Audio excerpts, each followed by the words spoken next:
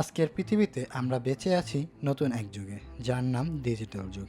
প্রতিদিন ঘুম থেকে উঠে যে জিনিসটা আমরা দেখি তা এখন আর সূর্য নয়, বরং আমাদের ফোনের স্ক্রিন। এই এক স্ক্রিনই যেন আমাদের জীবন, আমাদের কাজ, এমনকি আমাদের সম্পর্ককেও নিয়ন্ত্রণ করে। কিন্তু একসময় জীবন ছিল একেবারে ভিন্ন রকমের। ছিল না এত স্ক্রিন, এত নোটিফিকেশন, এত অনলাইন জীবন। তখন জীবন মানে ছিল আলাপ, হেঁটে চলা, প্রকৃতির গন্ধ, মানুষের স্পর্শ আর বাস্তব অনুভূতির এক জগৎ।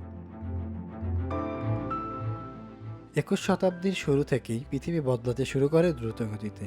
ইন্টারনেট, স্মার্টফোন, সোশ্যাল মিডিয়া সব মিলিয়ে আমাদের জীবনকে করে তুলেছে আগের চেয়ে অনেক বেশি সংযুক্ত। আজ তুমি চাইলেই মুহূর্তের মধ্যে জানতে পারো পৃথিবীর অন্য প্রান্তে কি ঘটছে। তুমি ভিডিও কলে কথা বলতে পারো এমন কারো সঙ্গে যে হাজার মাইল দূরে। ডিজিটাল জীবন আমাদের দিয়েছে অসীম সুযোগ। অনলাইন ক্লাসে এখন শিশুরা ঘরে বসেই শিখছে, অফিসের কাজ হচ্ছে দূর থেকে, চিকিৎসা, ব্যাংকিং, এমনকি বাজার সবকিছুই এখন এক ক্লিকের দূরে। এক অর্থে ডিজিটাল জীবন আমাদের সময় বাঁচিয়েছে, দক্ষতা বাড়িয়েছে আর বিশ্বকে এনে দিয়েছে হাতের মুঠোয়।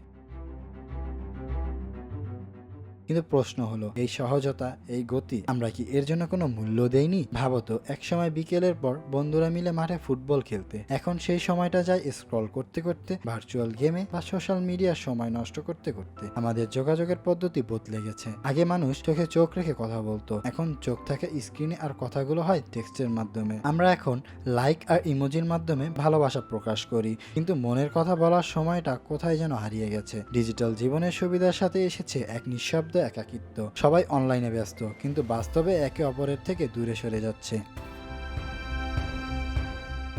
এখন একটু চোখ বন্ধ করে ভাবো, সেই সাধারণ জীবনটা কেমন ছিল? সকালে পাখির ডাক, চায়ের কাপের আলাপ, বৃষ্টির শব্দ, বইয়ের পাতার শব্দ, সবকিছুতেই ছিল এক অদ্ভুত শান্তি। তখন মানুষ সময় দিত নিজেকে, পরিবারকে, বন্ধুদেরকে। তাহলে কি ডিজিটাল জীবন খারাপ? না, মোটেও না। প্রযুক্তি আমাদের শত্রু নয়, বরং এটি আমাদের হাতের এক শক্তিশালী হাতিয়ার। সমস্যা তখনই যখন আমরা এতে আসক্ত হয়ে যাই। আমাদের প্রয়োজন একটি ভারসাম্য, যেখানে প্রযুক্তি থাকবে সহায়ক হিসেবে, প্রভু নয়। যেখানে আমরা অনলাইন অফলাইন দুই জীবনকেই সঠিকভাবে ব্যবহার করতে শিখব।